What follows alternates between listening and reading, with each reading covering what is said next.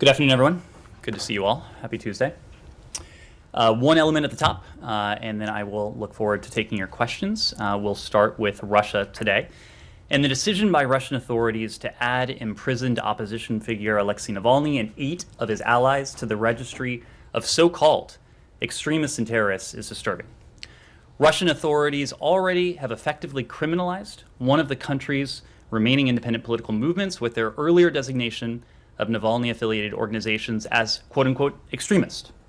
This latest designation represents a new low in Russia's continuing crackdown on independent civil society. We urge Russia to cease the abuse of quote-unquote extremism designations to target nonviolent organizations, to end its repression of Mr. Navalny and his supporters, and to honor its international obligations to respect and ensure human rights and fundamental freedoms. The Russian people, like all people, have the right to speak freely, form peaceful associations to common ends, exercise religious freedom, and have their voices heard through free and fair elections. Mr. Navalny remains imprisoned on politically fabricated grounds. We have been consistently clear about that. We call again for his immediate and unconditional release. With that, happy to take your questions. Thanks. I want to start with Russia, but not with Navalny. A couple things, but they'll be brief. One, do you have any timeline now? The White House punted to you guys when they were asked when the written response was going to be sent to Moscow. So what I can tell you, Matt, today is that the response has not yet been transmitted to Moscow, but I can assure you that once the response is sent, we will let you know. So stay tuned. So, and you'll also be giving it to us as well? So we will let you know, so stay tuned. We will let you know on a timely basis. Secondly, yesterday, I believe you said something about how over the course of the past week or 10 days or so, in terms of formulating what the response is going to be, that you were consulting with NATO allies, European, partners and allies. And I just wanted to know, does that include Ukraine? Have Ukrainian officials been consulted about what this response is going to be? And are you taking into account their concerns or considerations in the document? Yes and yes. We have been consulting extensively with our allies and our partners, and of course, when it comes to the latter category, that includes Ukraine. We have not only informed them and given them a preview of what will be in this report, but we have actually explicitly solicited their feedback and incorporated that feedback into our report. So there will be no surprises. There will be no surprises for NATO. There will be no surprises for our European allies. There will be no surprises for our Ukrainian partners. And there'll be no surprises for us or the Russians either? We have been also very clear with all of you, because you have heard us consistently say what the areas where diplomacy and dialogue may prove fruitful and viable, and the areas that are just non-starters.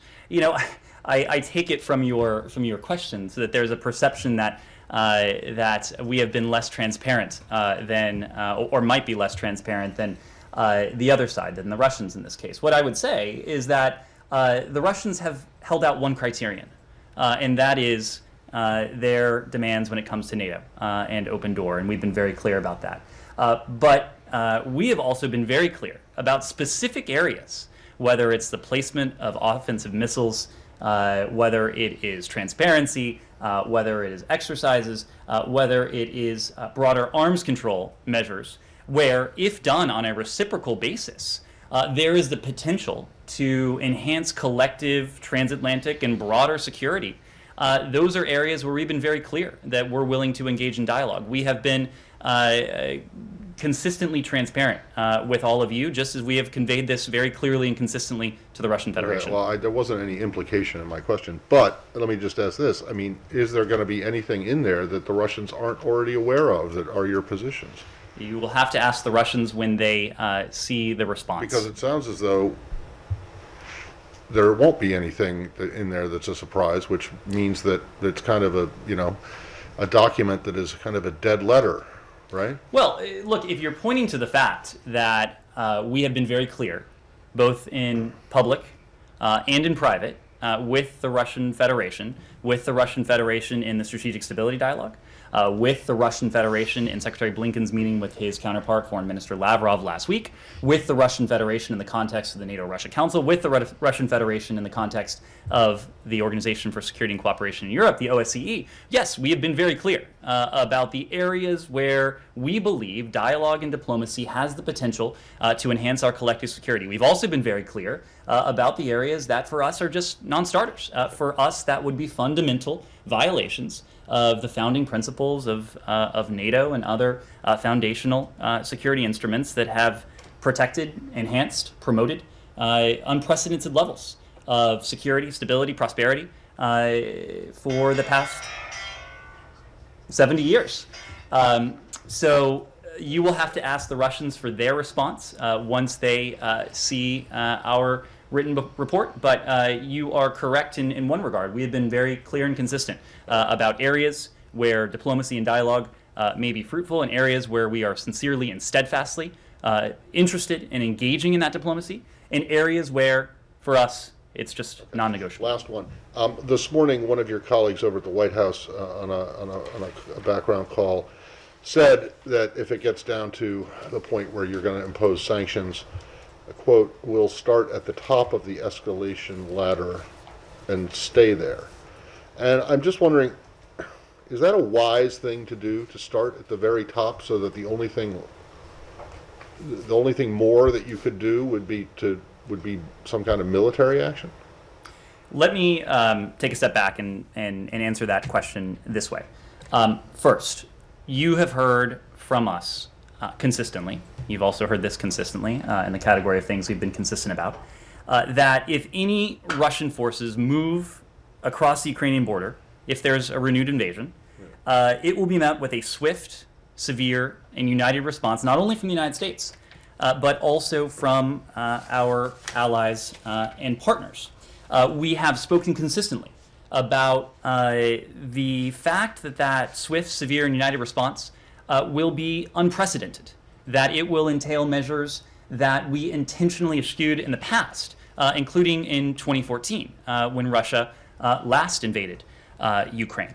But it also will be unprecedented in its approach. And this is the point that you were getting to, Matt. It's the point that one of my colleagues made this morning. My colleague said that, and you quoted it partially, the gradualism of the past is out, and this time we'll start at the top of the escalation ladder and stay there. My question is this. So if you're at the top of the escalation ladder and something else happens, you don't have any further to climb on the ladder. You either fall off, or I guess maybe you jump onto the roof, Matt, if the ladder is attached to something. But I don't understand. Is it smart to start at by going all out with nothing left in reserve? I mean, are you saying that whatever you guys should it become necessary, that whatever you guys will impose in terms of sanctions can't be topped? You have to recall, because if they can be, and if there are steps that you're not going to take, then you're not starting at the top of the escalation ladder. A couple points. One, you have to recall what this is about and what's at stake here. If this swift, severe, and united response goes into effect, and let me be clear, we hope it need not have to. We hope that dialogue and diplomacy can help us find a way out of this, help us find a way to de-escalation and ultimately to a peaceful resolution of this Russian aggression. But if we get there, what we will be talking about is a renewed Russian invasion of Ukraine. And the stakes of that, as we talked about yesterday, are important in the context of Ukraine, of course, a close partner of the United States, a sovereign, independent country itself. And that, of course, is important to us. It's important beyond Ukraine as well. What should be inviolable rules of the rules-based international order would come under assault. They would be undermined. They would be potentially eroded if the international community were not to take drastic steps to show Vladimir Putin, to show the Russian Federation that this is not the kind of action that can be tolerated in the 21st century. These are the kinds of actions that we sought to relegate to the dustbin of history after the Second World War. And if Vladimir Putin thinks that renewed aggression won't be met with severe swift, united response, he would be wrong. There's another point here that I think is important, though. Even in the current phase, even in recent weeks, we have seen financial markets price in a greater risk premium into Russian financial assets amid the increasing movement of troops. It is not just us that is warning of this swift, severe, and united response. Financial markets, private sector actors are taking note.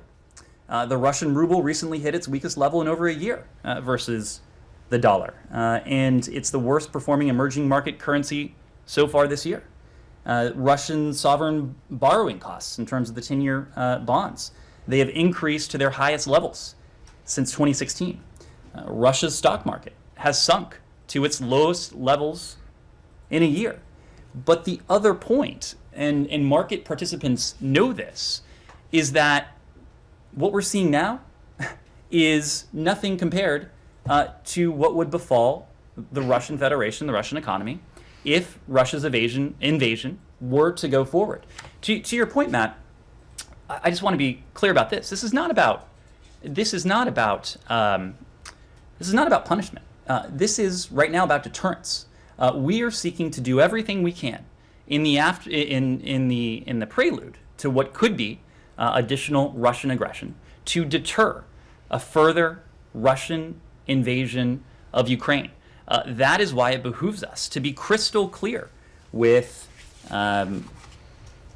the Russian Federation, with Vladimir Putin, about the severe costs and consequences that would befall him, that would befall his country, if he were to go forward with this. It doesn't do us any good to pull punches, to be ambiguous, to be obscure in terms of what we're talking about. And for more than 2 months now, we've tried to be very clear about that. Andrea. A couple of things. Francis Macron said today that he will be talking to Vladimir Putin on Friday. Is that helpful? Does that undercut the U.S. Lavrov talks or any talks at a higher level, where mixed messages could be conveyed? Germany, to my knowledge, based on what German officials are saying, have not yet authorized the Estonian transfer of artillery. Is the delay in making that decision tantamount to banning by not getting it there potentially? Tantamount to? Is that tantamount to not approving it because of the delay? And the Ukrainians, are saying, Zelensky said to his people, nothing is imminent, you can sleep, don't pack your bags, don't worry. How does that, how do you synchronize that with the warnings from the White House that an invasion could be imminent, could come at any time? Is there a disconnect between us and the Ukrainian government in terms of our approach? There are reports, in fact, from the ground that Ukrainians feel left out of the diplomacy, despite all of your, the Secretary's visit last week and all of your arguments that nothing about Ukraine without Ukraine. Let me try and take those in order. First, on the French proposal to engage in dialogue and diplomacy with the Russian Federation. I would remind everyone precisely what we heard from NATO, from the OSCE, from our European allies.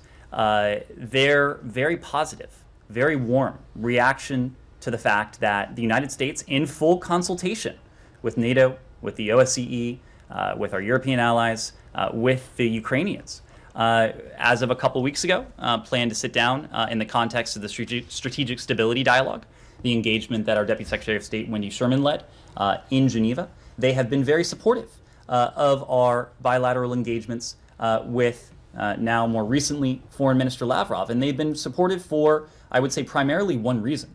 And that one reason is the fact that we have done all of this in full coordination, in full consultation with them. But that said, just to that point, just this week, Macron said that the EU should have its own conversations with Russia. And just as our partners and allies have welcomed are coordinated, consultative engagements with the Russian Federation. We would certainly welcome dialogue and diplomacy that could serve to de-escalate, in which the Russian Federation engages in good faith. We would be behind anything that would serve to de-escalate tensions in a genuine way. That is precisely why we have engaged multilaterally and also bilaterally, again in full consultation and coordination with our partners and allies, with the Russian Federation. There are two paths. You've heard us say this before. There's the path of diplomacy and dialogue. There's the path of defense and deterrence.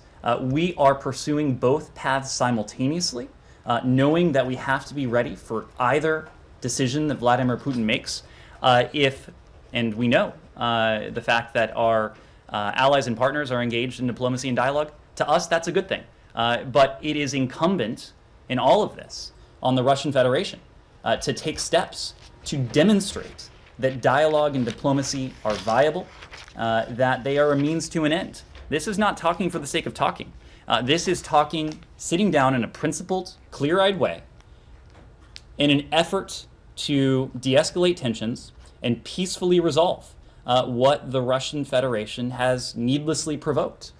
We're engaged in that. Our allies and partners are engaged in that. We're engaged in that together, multilaterally, through NATO and the OSCE. When it comes to our German allies, we talked a bit about this yesterday. We were in Berlin last week, and the Secretary had an opportunity to speak to Chancellor Scholz, had an opportunity to meet with Foreign Minister Baerbock. The Foreign Minister was asked almost precisely this very question, standing next to Secretary Blinken. And she spoke in detailed terms about the important forms of support that our German allies are showing to our Ukrainian partners. And I say our because they are close partners of both the United States and Germany, not to mention all of the NATO allies.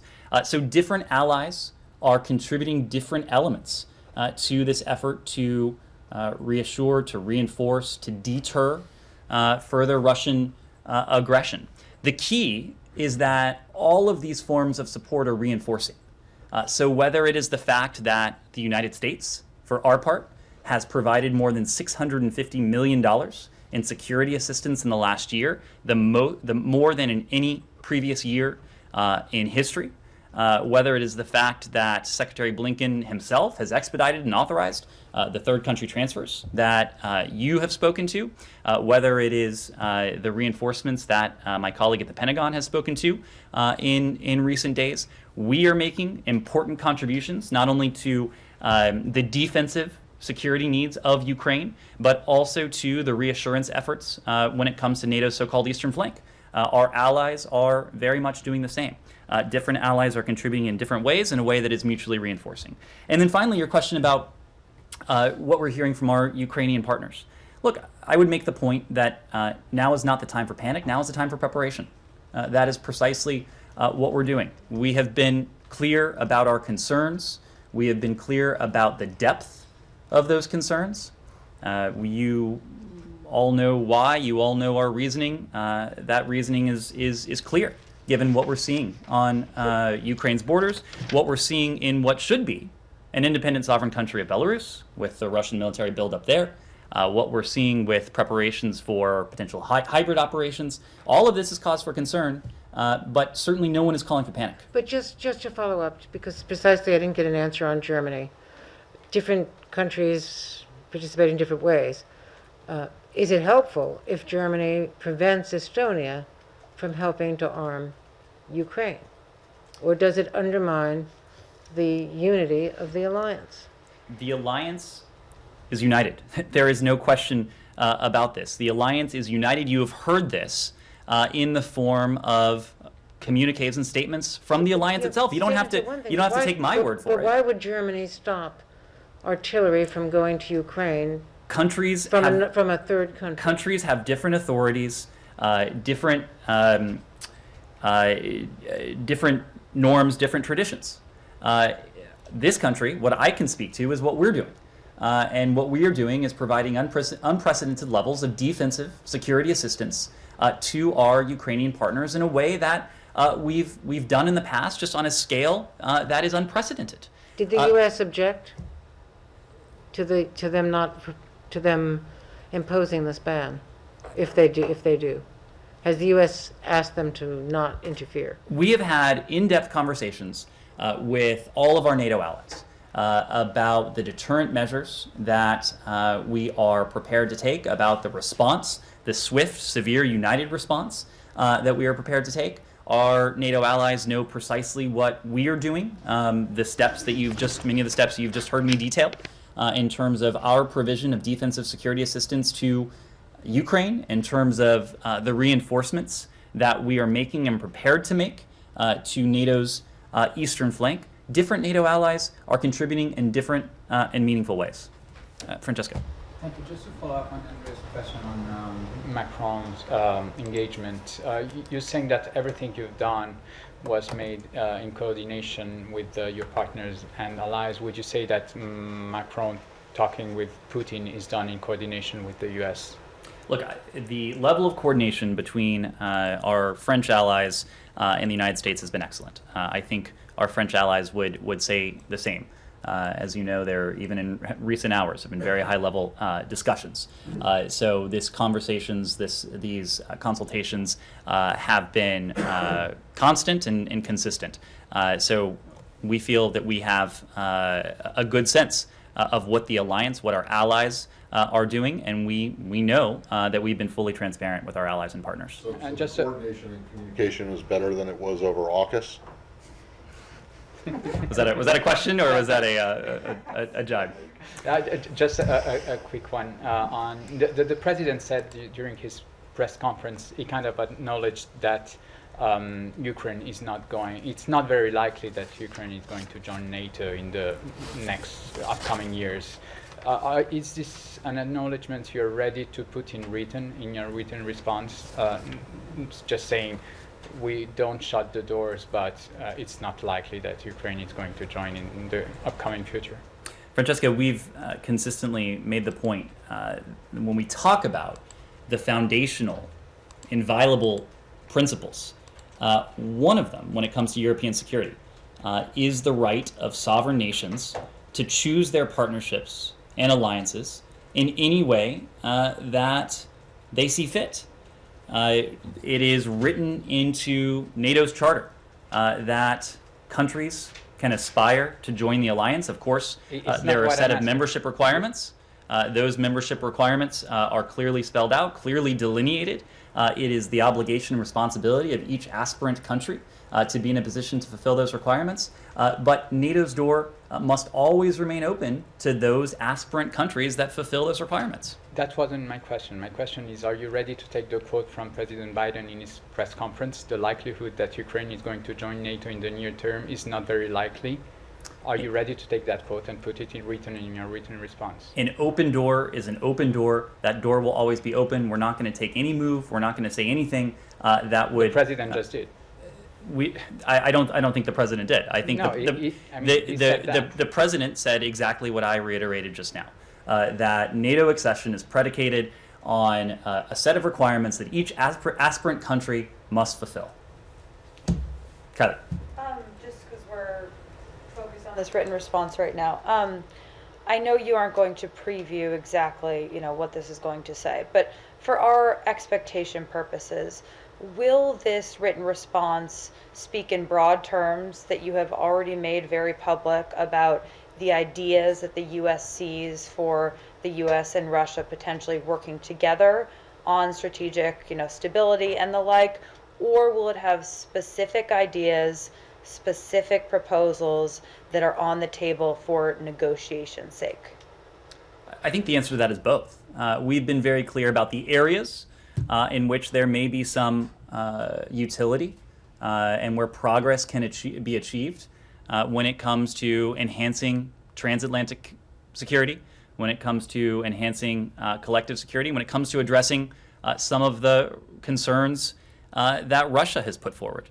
And so in the discussions with Foreign Minister Lavrov and the discussions with Deputy Foreign Minister Ryabkov and the discussions at NATO and the discussions with the OSCE, there have been broad, high-level discussions about various principles, including the principle we've just discussed here, But then there have also been more tactical discussions, discussions about the placement of missiles, discussions about reciprocal steps vis-a-vis exercises, about confidence building measures, about transparency, about broader arms control.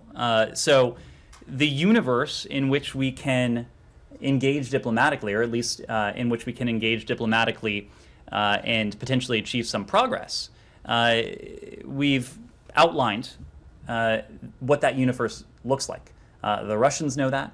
We've done that together with our allies and partners, and the written response will do that as well. Sorry, so you said you outlined that, right? So are we expecting that there should be a bit more filled into that outline in this written response than we have seen publicly? What the written response will reflect is what we have said, and that is the fact that there are certain areas that for us are non-starters, and there are other areas where dialogue and diplomacy has the potential to enhance collective transatlantic security and also account for some of the concerns that Russia has made. I don't want to get ahead of a report a written response that we haven't formally transmitted yet, but again, we have been entirely clear about what those universes are, where that Venn diagram of Russia's stated concerns, our stated concerns, the concerns of NATO, of our European allies, of our Ukrainian partners.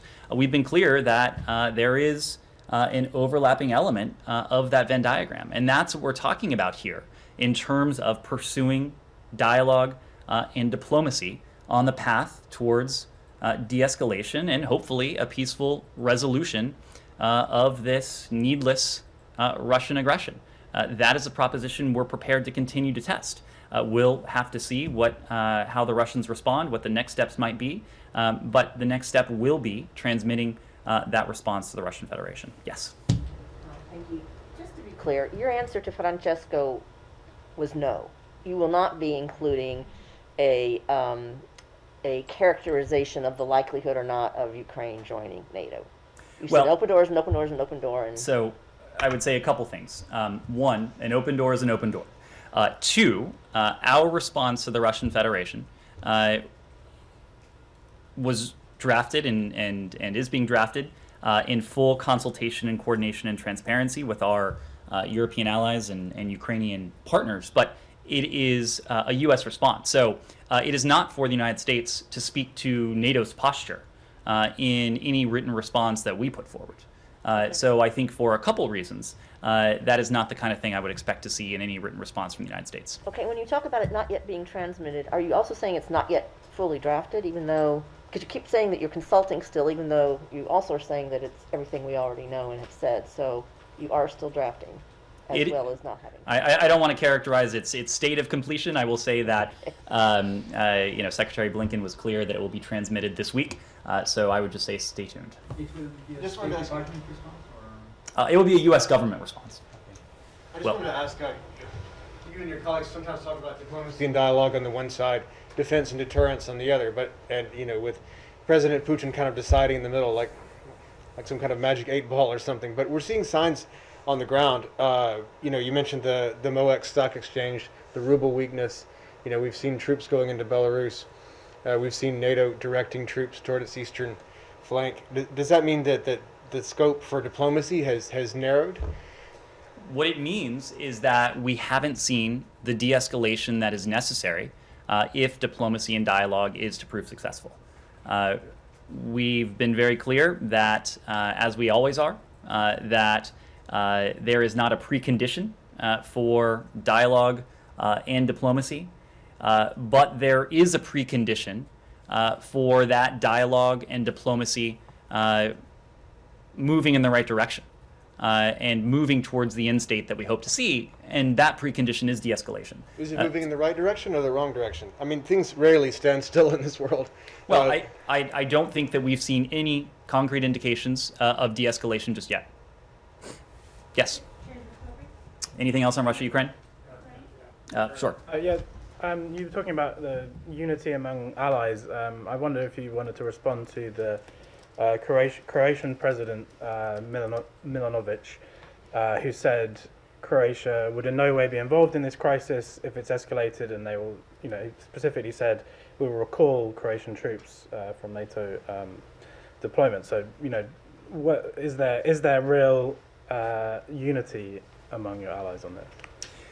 I think you have seen the unity that has been expressed in formal statements from NATO, from the G7, from the OSCE, from the European Commission, that speaks to the unity that we have forged, not in recent days, but really in over the past couple months.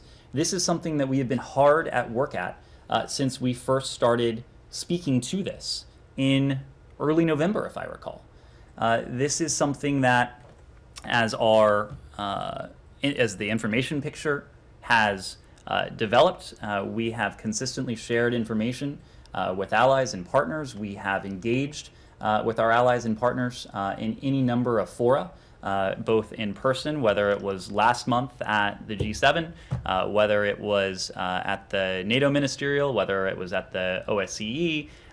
We have done so over the phone as well, video conferences, well over 100 engagements as of earlier this month with our European allies and our partners as well, of course, including Ukraine. And that extends to last week when we were again in Kiev. We had an opportunity to meet with President Zelensky, had an opportunity to meet with Foreign Minister Kuleba, and that engagement has continued since. Of course, the Secretary has had an opportunity to speak to the Foreign Minister after his meeting with Foreign Minister Lavrov to back brief him on that engagement, because again, we are operating with a core principle in mind, and that is nothing about without, nothing about Ukraine without Ukraine, about Europe without Europe, about NATO without NATO. Specifically on Croatia, are you concerned that countries are signing up to formal statements and then on the other side making these kind of comments that they don't actually support this? What I can point to are the formal statements that NATO allies have signed up You're for. not concerned at all that if the commander-in-chief of a country is then saying something completely opposed to what they've supposedly signed up for? Documents are a physical manifestation of the commitments that the allies have made. I can point you to those documents. And if it comes to, John Feiner, Deputy National Security Advisor John Feiner has said that NATO will make decisions about possible troop movements. We talked about there's no daylight on the sanctions response, but what about on potentially deploying NATO troops? Are you concerned that there isn't the same level of unity, perhaps, when it comes to that military aspect on the eastern flank, not Ukraine? Well, the alliance has been very clear, just as the United States has been very clear about our commitment to reassure, to reinforce the eastern flank, certainly if there is renewed aggression, if there is a military invasion. But as you heard us say yesterday, we've never said that even in the absence of that, we wouldn't take prudent steps to provide that reinforcement and reassurance. But I will leave it to the NATO alliance to speak to the specifics of those plans. Joel. Thank you. A couple of questions on both the diplomatic and deterrence piece. The Baltic states, of course, announced last week that they will be providing anti-armor and anti-aircraft weapons, and Secretary Blinken emphasized that he approved this. Do you think that's an adequate upgrade of Ukraine's anti-aircraft defenses, or are you considering any other more substantial reinforcements?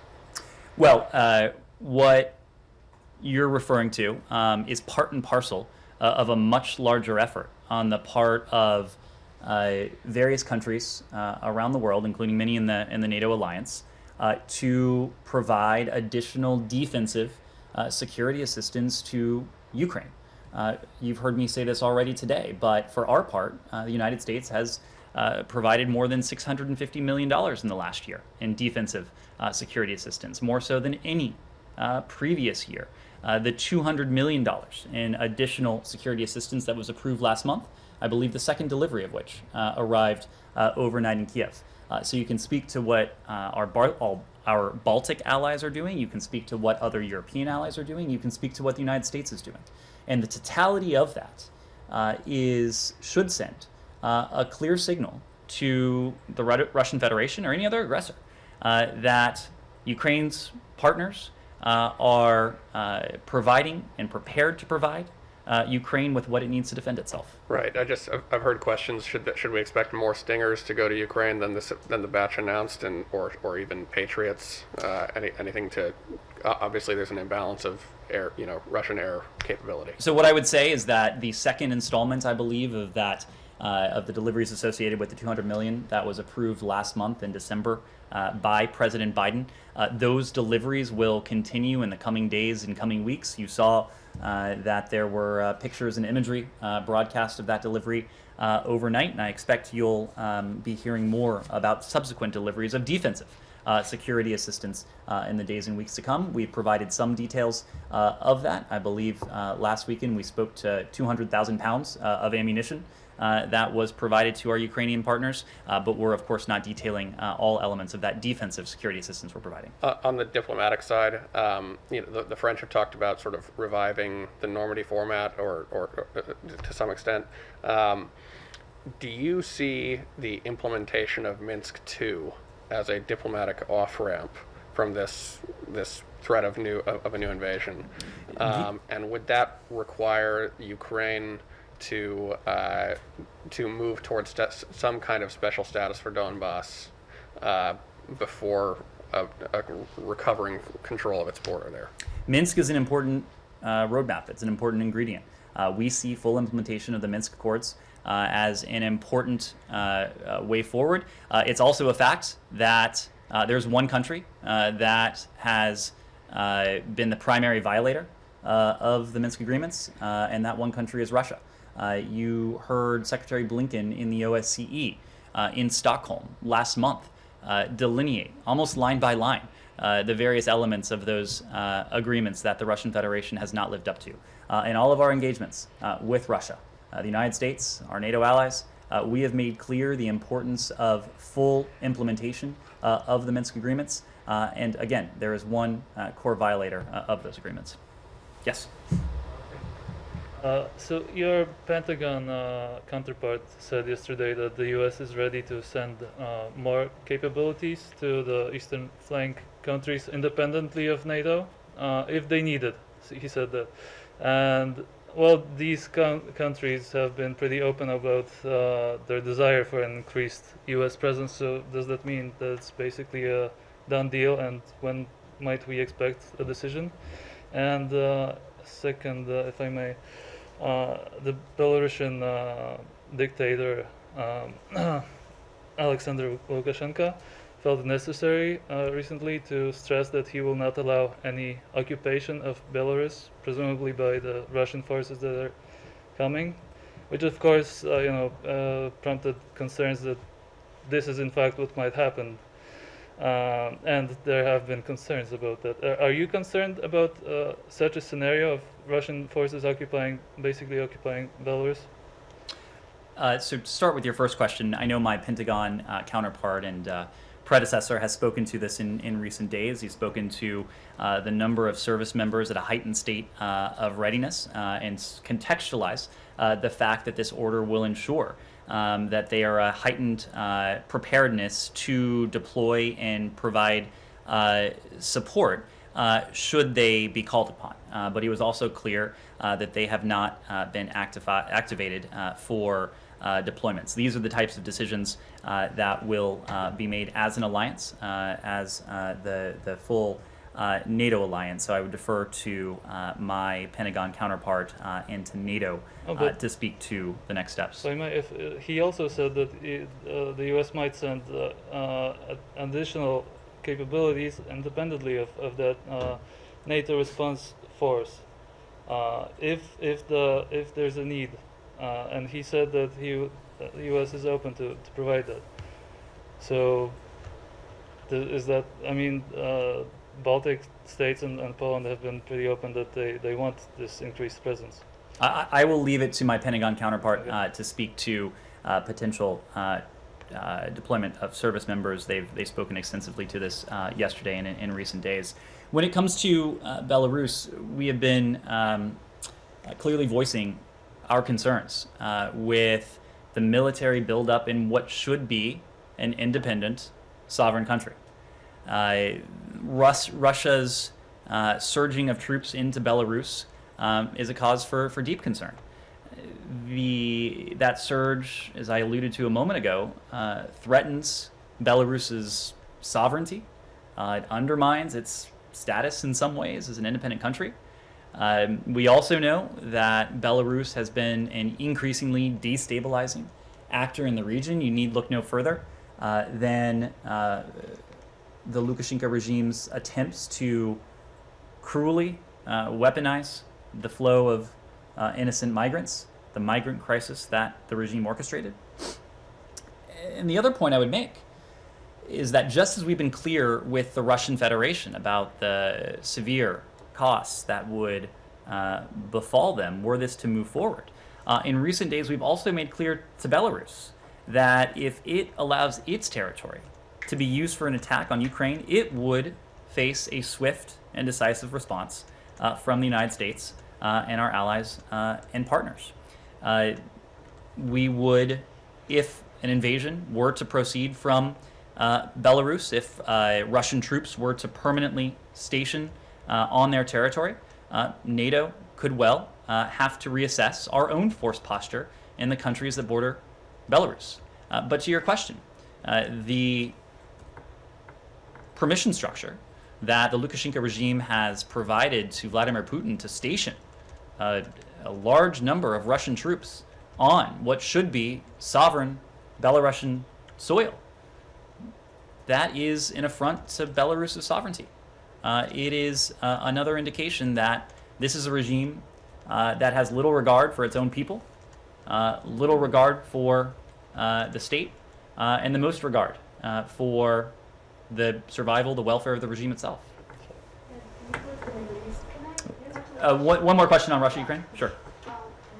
Does the U.S. have any indication that Russia will refrain from invading Ukraine during the Beijing Olympic, which is February 4th to 20th? One would argue that why would Russian President Putin want to upset Chinese President Xi Jinping at a time when they need each other much more than in 2008?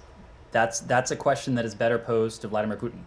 It is not up to us to try to divine, try to predict what he may or may not do.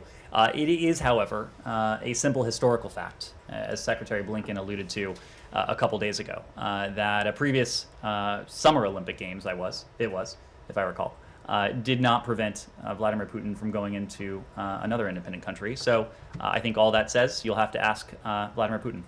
One would argue because in 2008, Chinese leader Hu Jintao has a different relationship with Putin, and now is Xi Jinping is in power. He has a different relationship with Putin, and that many things have changed. So would you just said that it's not a time to panic. Is there any indication diplomacy will prevail during that period of time? Is there any indication that Russia will refrain from further military escalation? That's a question you'd have to pose to Russia. Yes. Yesterday you opened up the briefing condemning the Houthis' attack on UAE and Saudi Arabia, and you said that putting them back on the terror list is under review. Can you just explain to us what does under review mean? It's just like you want to see them more engaged in terrorist attack? Is it a legal issue? What does it mean? And some reports indicating that both the Pentagon and the CIA are actually agreeing that they should be put back on the terror list because they threaten international water, world economy, etc. So what does under review means? Under review just means that it's something that we are taking a close look at internally within the U.S. government to determine what would best serve our national security interests, what would best serve our desire to be a partner to Saudi Arabia, to the UAE, to other countries that are threatened by these Houthi attacks. What would also allow us to best serve our interests in bringing an end to this civil war in Yemen that has not only wrought horrific violence and instability across the country, but has led to a humanitarian catastrophe. If I recall, there are more than 16 million Yemenis who are suffering from food insecurity. And so we're taking all of this and more into account as we determine the next best steps. We will continue to work with our allies and partners in the region, especially to promote accountability for the Houthis, for those Houthi leaders that have been behind these terrorist attacks.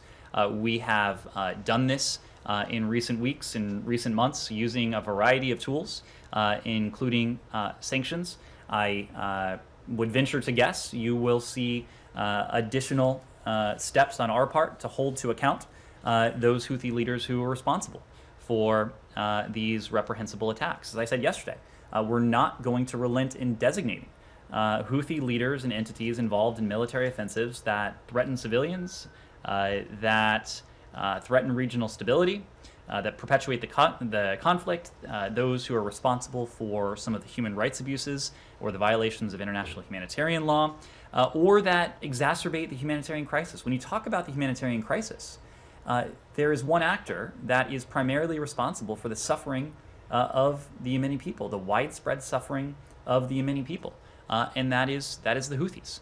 So we are using every appropriate tool, and we will continue to use every appropriate tool to hold the Houthis to account. Okay, I have two more questions on Iran.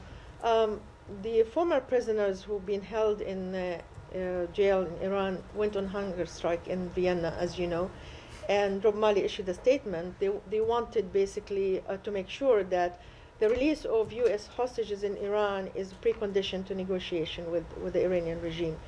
The Iranians said they're adamant that that's not going to be linked. So despite your commitment to that, how are you going to deal with the fact that Iran refused to discuss the release of the prisoners and give assurance to their families that you're doing everything to make sure that they are released?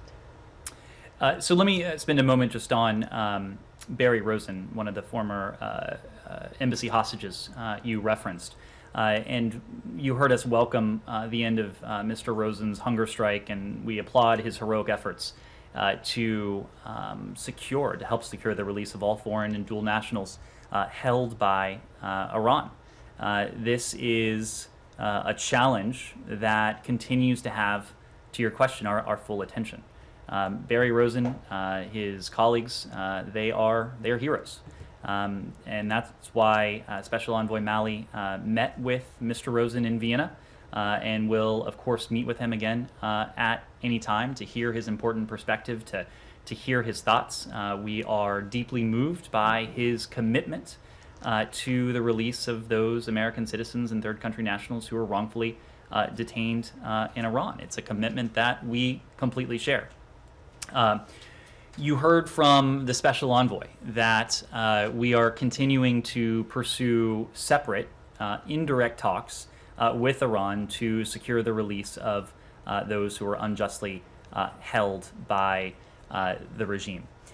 You have heard us make the point that it would not serve our interest. It certainly would not serve the interests of the Americans and third country nationals who are unjustly held in Iran to tie their fates to a proposition that is at best uncertain, and that is the proposition of a mutual return to compliance with the JCPOA. That is a proposition that is at best uncertain. We want the return of Americans and these third country nationals to be a certainty. That is our goal, to bring them home, to reunite them with their families.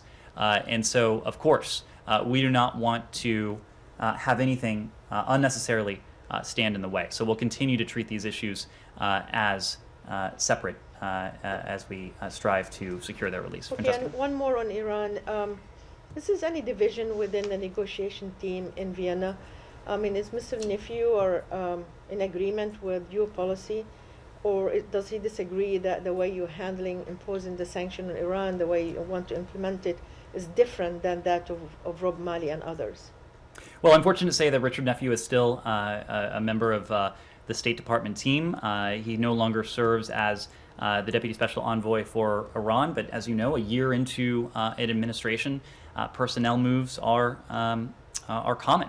Of course, we're not going to get into the specifics. At such a sensitive time, it's common for them to leave when they negotiate a deal that it's hinged on getting back to this agreement? Well, look, I'm not going to comment on the specifics of any decision of someone to take a step back from a particular account, but you've seen across the administration that, especially at this time, a year into the administration, there have been a number of personnel moves across a variety of fronts, including on high-profile issues. The fact is, and I think the broader context here, is that the previous administration, we've been clear about this, left us with a terrible set of options. The maximum pressure campaign was an abject failure. Everything that it promised, the opposite ended up coming true, whether it was promises of a better deal, whether it was promises of a subdued Iran, a cowed set of proxies and terrorist affiliates, whether it was putting the brakes on Iran's nuclear program, whether it was bringing together the world to bring about maximalist demands on Iran. Across all of those areas, the opposite came true. We inherited an Iranian nuclear program that was galloping ahead, that has continued to gallop ahead, and an Iranian nuclear program that was not subject, unfortunately, to the most stringent verification and monitoring regime ever negotiated, and a verification and monitoring regime that was working, and verifiably so. Working according to the State Department, working according to our intelligence community, working according to the IAEA, working according to our allies and partners. So having inherited a very difficult and challenging, terrible even, set of options, we've set about a path that we believe is in our national security interests, and that is a mutual return to compliance with the JCPOA. It's a path that up until now has been, in our estimation, the best way to once again put those stringent, permanent, verifiable limitations on Iran's nuclear program, but we've been equally clear that there will come a day, and there will come a day soon, when the non-proliferation benefits that the JCPOA promised in 2015 and that were implemented in 2016 will be watered down and eroded by the advancements that Iran has made since the last administration left the deal in its nuclear program. So right now we are still seeking to achieve a mutual return to compliance, but we're weighing all options and weighing alternatives. Francesco. A quick one on Iran, very quickly. What happened since yesterday and when the foreign minister, Iranian foreign minister, said they were open to direct talks? Have you reached indirectly out to them saying, okay, you're open, we're open, let's do this now and just meet? Well, I wouldn't want to speak to anything like that, but it would not take us reaching out for the Iranians to know precisely where we are and what we have long preferred. We've been very clear. Yeah, but just to organize an actual meeting. Well, we have been open to sitting down directly with our allies and partners, with the Iranians, since this began last April, I believe it was. So it is up to the Iranians to make good on that statement. We do believe that it would be more productive to engage directly with Iran when it comes to JCPOA, when it comes to other issues. It would also enable more efficient communication, and that is what we need, especially at this moment, when we have precious little time left in an effort to try and salvage or to effect a mutual return to compliance with the JCPOA. So nothing else happened since yesterday on that? Nothing else to announce. Can I go to Egypt real Sure. quick? So back in September, the Secretary made this designation that he was going to withhold, or that the U.S. was not going to spend this $130 million foreign military financing unless Egypt met certain conditions. A couple hours ago, several Democratic Congress people wrote to the Secretary asking him not to certify that those conditions have been met. And I don't know if such a determination has been met, but I do notice that just a few minutes ago, you guys announced $2.5 billion in arms sales to Egypt. Is any of that 2.5 billion part of the 130 million in foreign? I mean, that 2.5 billion is astronomically more than 130 million, right? So Matt, you won't be surprised to hear me say that we don't comment on congressional correspondence. We don't have anything new to announce when it comes to the FMF and the decision that was made in September that you referenced. What I can say now is that we may have more to say in the coming days, but what you've already heard us say remains the case, that we remain committed to engaging with our Egyptian partners on human rights. Okay. We have consistently emphasized that our bilateral relationship would be strengthened by tangible improvement in respect for human rights and fundamental freedoms. So you can't say whether this 130 million is part of the 2.5 billion? If we have anything to add on that, we'll get back to you. Well, then I just want to, what is the point of withholding 130 million in foreign military financing when you're just going to turn around and sell them 2.5 billion in weapons? Matt, if we have anything to add on that on the report you're referencing, we'll let you know. It's a report. It's an announcement from PM. Let you know. Can I, Sure. Made any progress on human rights in the last year? We have spoken to steps that have been welcomed, that we have welcomed, but this is a dialogue that is ongoing, and we've consistently made the point that as we have seen progress on individual cases, that additional progress across the board would only serve to strengthen our relationship.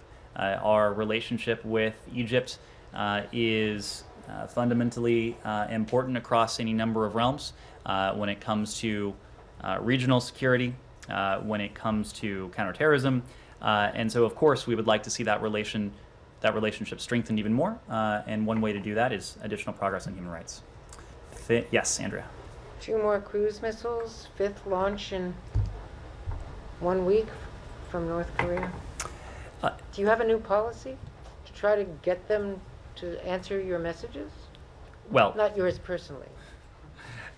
You have heard us speak to our approach to the DPRK. It is a policy that was formulated in the early days of this administration, that we developed in close coordination with our allies and partners, especially the ROK and Japan. We've had a number of engagements with them in the trilateral format, knowing the importance of trilateral cooperation when it comes to that ultimate goal, and that's the complete denuclearization of the Korean Peninsula. We have also been very clear about our intent. Number one, we have no hostile intent. We harbor no hostile intent towards the DPRK. We are open to dialogue. We are open to diplomacy. We think dialogue and diplomacy is the most effective means to help us reach that overarching goal, and that's the complete denuclearization of the Korean Peninsula. If you're referring to the reports overnight, we are still assessing with the ROK in Japan. Those reports, I don't have any further details to add at this time, though. Thank you all very much.